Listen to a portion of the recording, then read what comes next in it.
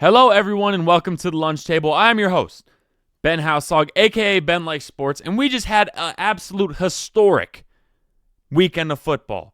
You had the college football championships. You had the college football playoff brackets drop, which prompted plenty of anger from all the fan bases, some anger from more than others. You had NFL Sunday drop, a shootout, a historic performance by Josh Allen, and once again, the Chiefs have won by voodoo magic. All of that coming up right here on the lunch table. Shannon Sharp, take it away. Yams, collard greens, mac and cheese. And we start on Friday in the Mountain West Championship, where Boise State beat UNLV 21-7. Sure, this was closer than the score said. UNLV had 2 red zone trips that they couldn't even get field goals on, and honestly, they score those touchdowns, this is a different ballgame. But once again, I was wrong. I thought UNLV had the potential to win this game. They had the team to win this game. But then I always forget that Boise State has Ashton Jeanty, who ran for another 200 yards and a touchdown against a top 15 run defense in UNLV. Ashton Jeanty should get the Heisman, right? That is something that we will talk about at a later date. But I just wanted to put my case out there. For everyone who's saying it's Travis Hunter far and away, this Heisman shouldn't go to either person far and away. This is a very close race for good reason. There are 2 very good players, 2 historic seasons. But I still think it should be Jeanty. Moving on to the Big 12, I said Arizona State and Cam Skadaboo would run all over Iowa State. That's exactly what happened. Arizona State absolutely blasted Iowa State, absolutely embarrassed them. And all I have to say to Iowa State is, we live in Iowa. When is the last time that you've seen a good performance from Iowa or Iowa State in a football Big 10 or Big 12 title game? Maybe 2012. You can bring that up. Sure. Maybe. But other than that, it's not good. But Arizona State now gets a bye in the college football playoff, which means that their all-first-team Big 12 receiver, Tyson, he's going to be back. They get some rest. It's going to be cinema. You move into the Big 10 title game. Usually you think that it's going to be a 17-13 type game. It was not. This was a shootout for the ages. Oregon is a favorite for good reason. But Penn State, not Ben State. I'm getting a little narcissistic here on this Monday morning. But Penn State, they looked better than I thought they were going to look. This is one of those losses that you come out of and you're like, okay, so Penn State can hang nearly 40 on Oregon. You got something there. Going into the SEC title game, obviously we know it went in overtime. And everyone's talking about Georgia versus Texas. Oh, who's the reason that Texas lost this game? People are putting it on Quinn Ewers. Sure, he has some of the blame. But this, in my opinion, falls on Steve Sarkisian. You just watched Georgia Tech take Georgia at home to 8 overtimes with Haynes King, a running quarterback, running all over them. And you said, you know what? We're not going to play Arch Manning. Even when Quinn Ewers was struggling, the first time you played Georgia, you put in Arch Manning. You didn't do it this time. And you let a backup quarterback snatch your chain. That's what happened. That's exactly what happened. A backup quarterback came in and snatched Texas's chain. What's going to happen with Georgia moving forward? Carson Beck, if he's healthy, if he's not, Georgia can still win ball games even without Carson Beck at quarterback. He didn't look like a starting SEC quarterback that game. I'm just going to be honest. Texas is a great defense, right? I'm not trying to go after Carson Beck. But when Gunnar Stockton came in, he has legs. He brings a different umph to the Georgia offense because now you have a quarterback who you have to worry about running the ball. So they're one to watch. They got a bye.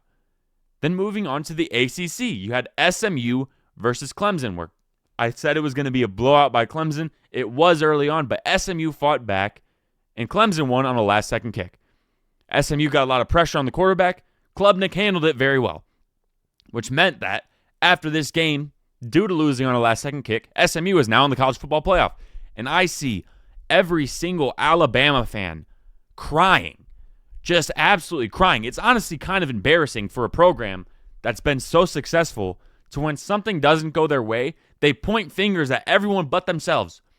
All yesterday, all I saw across my timeline was Alabama say, you know what, Sankey? He's the commissioner of the SEC.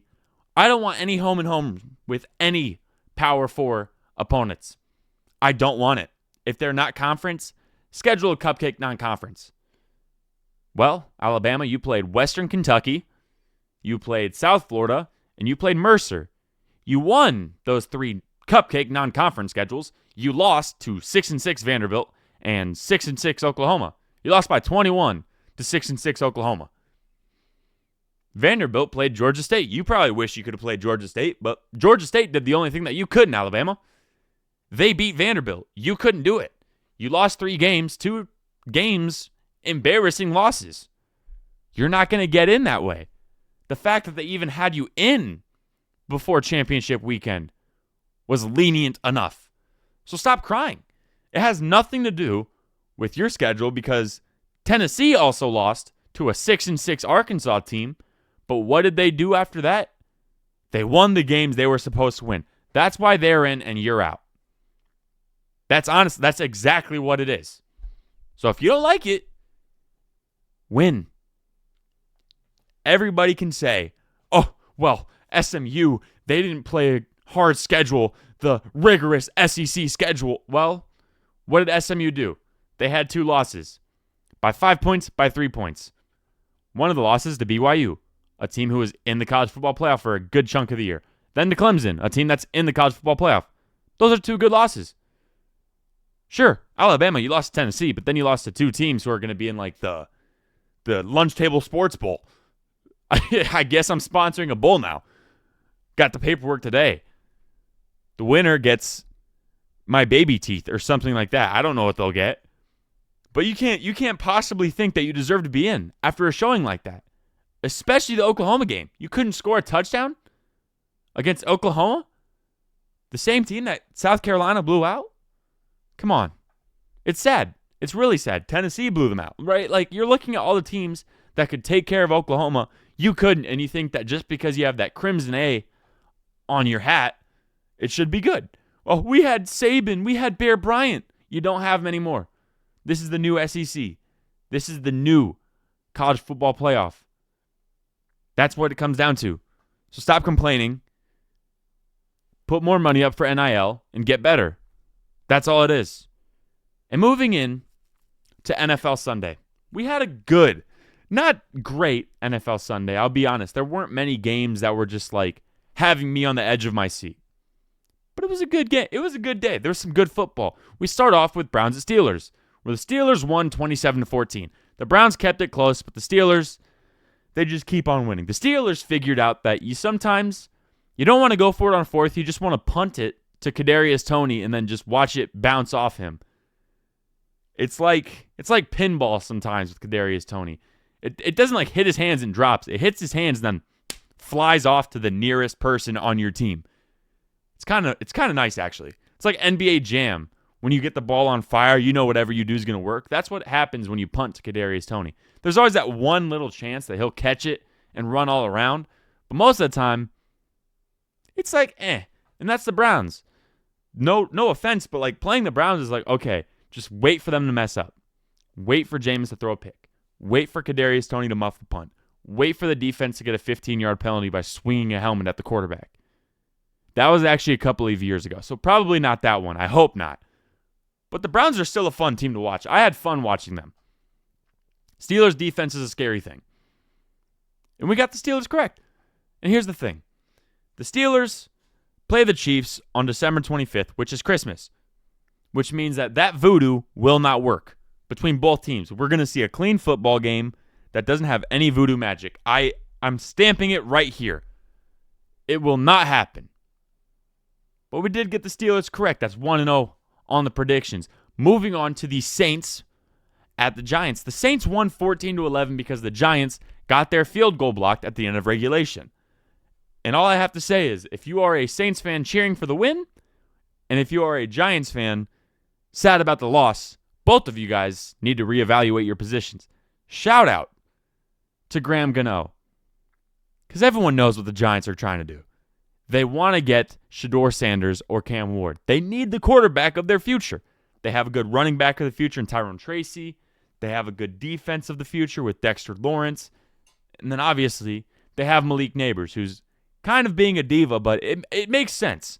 It makes sense. I would be mad if I was in Malik Neighbors' shoes. You get the field goal blocked. You go, oh, shucks, that stinks.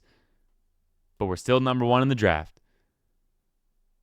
Drew Lock ball was crazy. His first 8 passes, I don't even know how long he was throwing incompletions. It was almost a full quarter before he completed a forward pass. I felt like I was watching Iowa Hawkeye football. That is not a compliment. It will never be a compliment.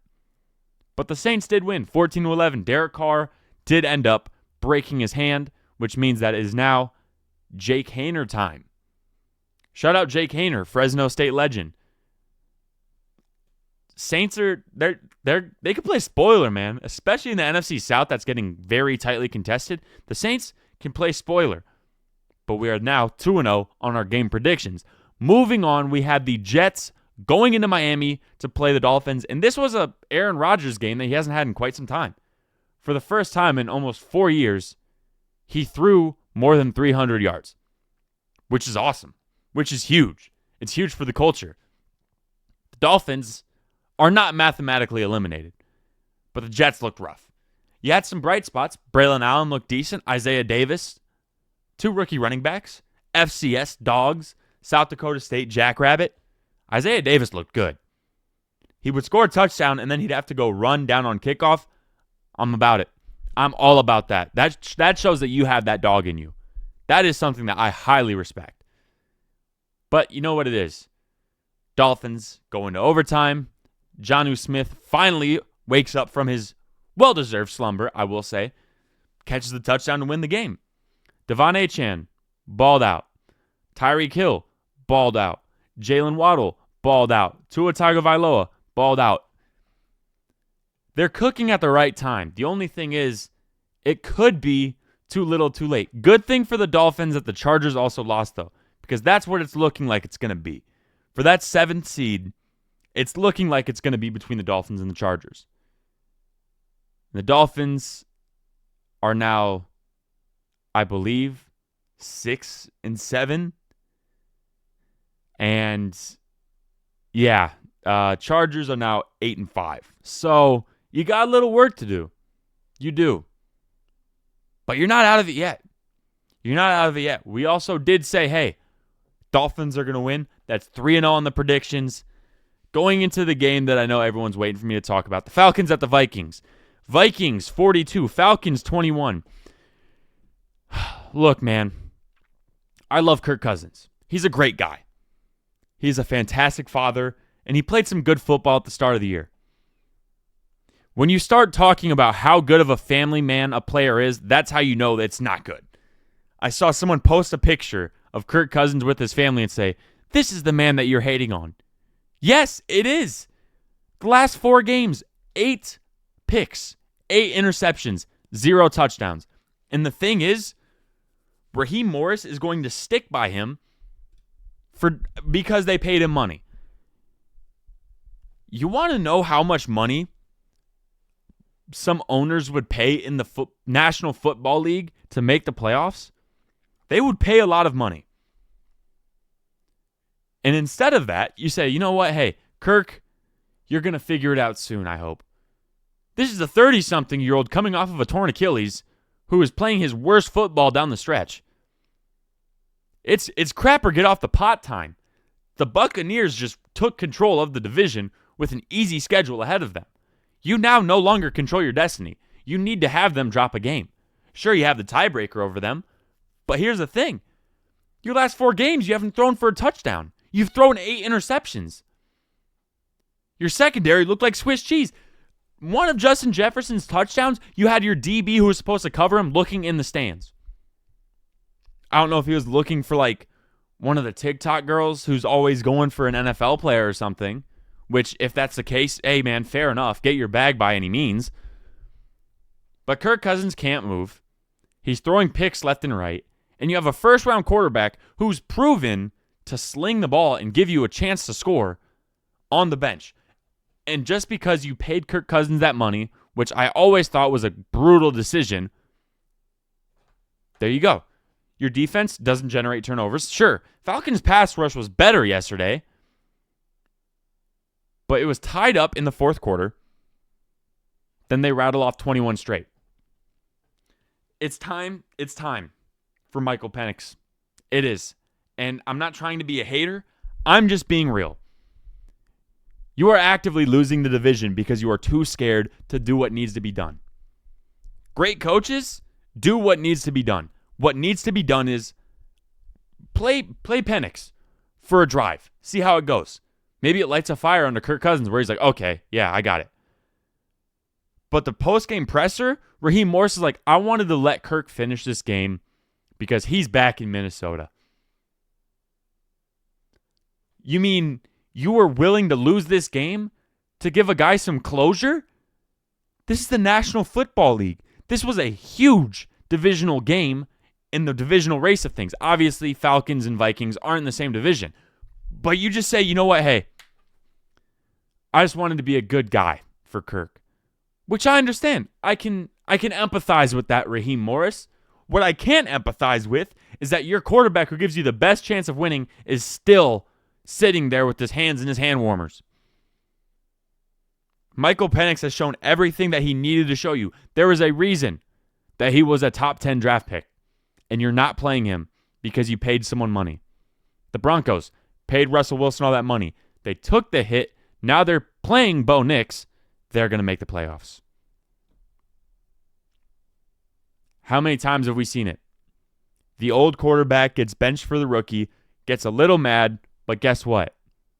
Okay, it leads to more wins, right? That's what it is. That's what you need to do. You need to bench him. Because if you keep doing this, you're basically saying that you're a captain going down with your ship. You're putting Kirk Cousins over your team. Do I have to remind you how many people are on one-year deals that came here specifically because they saw a good path to the playoffs? It's not looking good. You have big contracts coming down the way. Drake London, Bijan Robinson. Kyle Pitts, probably not so much. You signed Terrell. Re-signed Terrell. You signed Simmons. You signed Judon. And you're still not in the lead of the division anymore. You need to shake something up. Because you can't keep something the same. That's my take on things. Moving on, you had the Panthers going into Philly to play the Eagles. And oh my gosh, I thought we'd get an instant classic. Eagles won 22-16, but that wasn't the story of the game. The story of the game was a couple things. Number one, Jalen Hurts is leaving stuff to be desired when it comes to throwing the football. The Panthers secondary is good, but it's not great. It's not a secondary that instills fear in people. I mean, you've seen it. People throw all over it all the time. But Jalen Hurts, I'm not even sure if he cracked 100 yards. Sure, he can run, and yeah, that's good if you want to win regular season games, but it's not sustainable in the playoffs. If you remember his playoff run from a couple of years ago, he was throwing all over people. Eagles are gunning for the 1 seed in the NFC. Like I said, they just needed to win here. It doesn't need to be convincing, but they made it about as unconvincing as you can possibly make a win. If you looked at the last drive with Bryce Young, you guys know how I feel about Bryce Young right now. You guys have known. I've been on this, banging my fist on the table saying, this guy is a star. He had 98 yards to go to win the game against the Eagles, and he made every throw necessary. It just didn't happen. Xavier Legette dropped a touchdown ball. It is what it is. He took it well, though. He didn't point fingers. He didn't do complaining. He said, you know what? I got to be better. And I respect that. The Panthers are figuring it out. See, here's the dichotomy of how you go from a very bad franchise, losing a ton of games, to winning a ton of games. You start by losing games big, and you lose a lot of games big. Right? Look at the Panthers at the start of the year. They were getting blown out. Then you start losing games by not as much. Then you go to losing games small. Then you lose and win some. You lose and win some. It's a toss-up. I feel like the Panthers are at that lose and win some right now. Then you win games. Doesn't have to be by a lot, but you win more games than you lose. And then you win big. That's how it goes. It's not an overnight switch flip. Everyone thinks that you get a head coach in, it's going to change. There's a reason they signed Dave Canales to a 6-year deal. Because they say, hey, Dave, you are our guy for the future. We look to you to revive Bryce Young's career and have us on a better trajectory at the end of the year. That's what the Panthers are on. Couple games bounced the other way. The Panthers are looking at the playoffs right now. The Panthers are looking like, oh my gosh, we might actually go to the playoffs. Because all they have is 3 wins. They've had multiple one-score losses. It could happen. With the Eagles, I'm not sure what to think about Jalen Hurts. He's not a very consistent quarterback in the throwing game. And he has very good weapons, too. Dallas Goedert is now on IR, but Calcaterra is still a very serviceable tight end. A.J. Brown is a beast. Devontae Smith is a dog. And you have Saquon Barkley back there, who is on pace to break Eric Dickerson's rushing record. And even so, he might break the rushing record and not get MVP. Crazy as it sounds. Because we had a game that we're going to talk about in a little bit. Moving on to another NFC South game, you had the Buccaneers beating the Raiders 28-13. Brock Bowers had another solid game.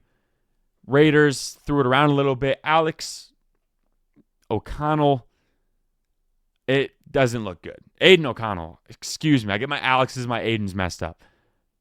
Knee, probably done for the year. Baker, like I said, he just needs to win. And he did. It wasn't that exciting of a game. Rachaad White had a great game. The Buccaneers are looking better. But like I said that they need to win this game because the Falcons have a game that is losable. Falcons lost the game. Buccaneers won the game. Panthers also lost. This was the ideal situation for the Tampa Bay Buccaneers. Now looking forward, obviously you're not getting Chris Godwin back, but Mike Evans is starting to cook a little bit more. Cade Otton is looking good. But now you have 3 running backs in Tampa who are serviceable. You have Rachaad White, Bucky Irving, and Sean Tucker. And if you haven't seen Sean Tucker tote the rock, I feel like you're going to see more of it down the stretch. He's a very good running back to me. He's kind of a bruiser. But then he pops one, and you're like, okay, yeah, he's got some pop to him. But the Bucs won. That's all they needed to do. Speaking of backup running backs who shine, we move on to the Seahawks and the Cardinals. Zach Charbonnet, of course he did, because I have Kenneth Walker, and he didn't get announced that he was out till like a day before the game, and I forgot to pick up Charbonnet. You know it is. I'm going to lose my fantasy playoffs anyways. Not that I'm mad about it, because I don't care, really. I care a lot, actually. It was a big NFC West showdown. Seattle needed to clean up the red zone offense, and they did that. They controlled the game. Arizona, time's starting to run out. You looked good. Then that bye week hit. Like I said, everyone looks at the bye week as always a net positive. But if you look at it, the bye week completely killed Arizona's momentum. Stopped it in its tracks. Now for Seattle, a lot of people aren't talking about JSN. And they should. What Grubb has done with this Seattle Seahawks offense, granted it was taken from Shane Waldron. Yeah, not that hard. Shane Waldron was kind of putting lipstick on a pig. Grubb is killing the pig, making some bacon, and letting everyone eat. Geno Smith is slinging it around. DK, Kenneth Walker, Charbonnet, Lockett, JSN. They have a squad, and they're a scary team. And they have a big matchup, obviously, next week against the Packers. They are the clear favorite right now to win the NFC West. Now, obviously, you have the Rams who had a big-time win yesterday.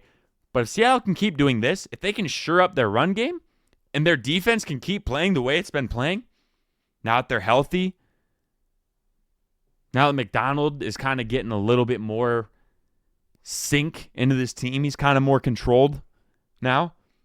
He's always been controlled. He's honestly, a lot of people aren't talking about him as coach of the year. He deserves to get a look. Seahawks can make a run. They have the ability and the makeup of a team that can win in the playoffs. They're going to get a home game in a place that it's really not easy to play unless you're the Seattle Seahawks. It's tough to play in Seattle if you're not a Seattle Seahawk. It's loud. It's the loudest stadium in football. Either that or Arrowhead. But a lot of that in Arrowhead is the screams of the small animals being sacrificed so the Chiefs can keep winning this game. But we stay in the NFC West. We move to the Bears and the 49ers. And I said, I said I believe in the Bears again. I don't know if I've ever gotten a Bears game correct. The only ones I've gotten correct is when they played the Packers. Because this is getting absolutely absurd, ridiculous, bamboozling. I don't know how to state it. You finally get Eberflus out. You go to a banged up 49ers game with your new head coach, and everyone's like, okay, this is where we finally turn it around, and you get stomped. Stomped. It wasn't good. I don't know what it is about the Bears in the first half, but it's bad. The Bears are, there's a saying like, yeah, we're a second half team. The second half is the only half. The Bears are an only half team. They only play a good half of football. That's it. 49ers, on the other hand, kind of sucked that, obviously the Rams and the Seahawks both won, but they're not out of it yet. Now, it does suck because they don't play the Seahawks anymore, and that's kind of who they need to lose. But maybe they can get a couple wins here and there. They still play the Lions. Crazier things have happened, maybe. I don't know, because now they're on their fourth string running back because Garendo went out. Garendo balled out, though, by the way. Hey, I'm going to say it one time. I told you so. That's the only time I'm going to do that. I felt weird. But the Bears, it's like, okay, what do we do now? It's kind of like they're firing everybody and kind of realizing that the problem may run deeper than just a few coaches on staff. It's the O-line. I'm just going to say it right now. It's the O-line. Got to shore up the O-line. Got a draft coming up to do that. Got free agency, some money. Hey, might as well do it. Moving on to what I think was the game of the week. You had the Rams and the Bills in an absolute shootout, where the Rams won 44-42. Josh Allen had 3 rushing touchdowns and 3 passing touchdowns in this game. That has never happened in NFL history. Never has. But the thing is that the Bills had 3 timeouts, and they were on the 2-yard line of the Rams with a little over a minute to go. And Sean McDermott called a QB sneak. Instead of throwing it into the end zone where, you've had success throwing all day because you had 3 passing touchdowns, you say, you know what, Josh, do it again for us. At some point, you have to not have all the pressure on Josh Allen.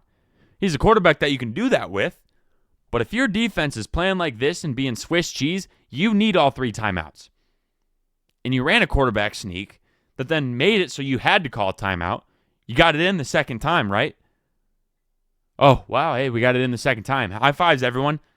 And then the Rams punted with time running out. And that was the game. You didn't even get a chance for a Hail Mary. Once again, Josh Allen is getting stolen of a chance to win the game by himself. This man had every single touchdown. Every single touchdown, this man had the ball in his hand. Ridiculous. The Rams, on the other hand, this is the Rams that I've been waiting to see. Kupp, Nakua, Williams, they're all cooking at the same time. Stafford isn't throwing a ton of picks. O-line's protecting. Defense stopped Allen on that QB sneak, won the game. Defense won the game. If the Rams are playing like this, they're a tough out. We saw it last year. They started cooking down the stretch. Then they took the Lions to the brink in the playoffs. The playoffs, anything can happen, right? All the Rams need to do is just win. That's the entire NFC West motto. Just win games. That's all you have to do. Moving on to the final game of the night, which of course ended in some crazy Chiefs win. The Chiefs beat the Chargers 19-17 off of a doink field goal from their third-string kicker going in off of the upright. Yeah. People are listening to this. They're like, I'm not even surprised at this point. Honestly, I'm not even mad. I'm impressed. I am impressed at how many times this keeps happening. From week 1, when Isaiah Likely had an inch too much on his foot, okay, to now where it's banking off the upright like it's the Chef Boyardee commercial where dude's jumping off the shelf, rolling, hitching a ride with the car. It's exactly like a Chef Boyardee commercial. The way that the ball left his foot It's like the kid said, but I want chef. And it went directly to the upright for the perfect trajectory to show up at the kid's doorstep on a rainy day. Like, this is ridiculous. They're scripting it. Like I said, December 25th, this all comes to an end. All this comes to an end. But the thing is like, the Chiefs win close games. If you get into it with the Chiefs and you see there's 3 minutes left and you're winning, it's kind of like GTA San Andreas. Oh, snap. Here we go again. That's exactly what I think every time I see the Chiefs in a close game. I knew when Mahomes rolled out that the defender would somehow miss him and Travis Kelce would somehow be wide open. That would be the game. And it was. It's getting ridiculous, man. Moving on to our Monday Night Football preview. You have the Bengals versus the Cowboys. The Cowboys have now been eliminated from the playoffs. I don't think it's really going to change how people play. Bengals, this is one that should have been moved, but they're like, oh, we have to watch the Simpsons play. I'm probably going to watch the Simpsons cast. I can't lie. Because I don't want to watch this game. I'm lying. I obviously want to watch this game because there's a ton of comical stuff that can go down. But I think the Bengals win it. Cowboys' pass defense is already banged up. Jamar Chase wants a mega contract, which he already will get one. But I think Jamar Chase, he wants to be known as the outright number one receiver. And who had a big time week this week? Justin Jefferson. 2 touchdowns. Think 130 plus yards. He feasted. Now Jamar Chase. I'm thinking that tonight against the Cowboys, I'm thinking Jamar goes for 230 and 2. I'm thinking Jamar Chase sees what Justin Jefferson did and says, bet. Okay. He goes off. Bengals, Chase Brown, he looked good. T. Higgins, I think that Jamar Chase is going to have another nuclear night.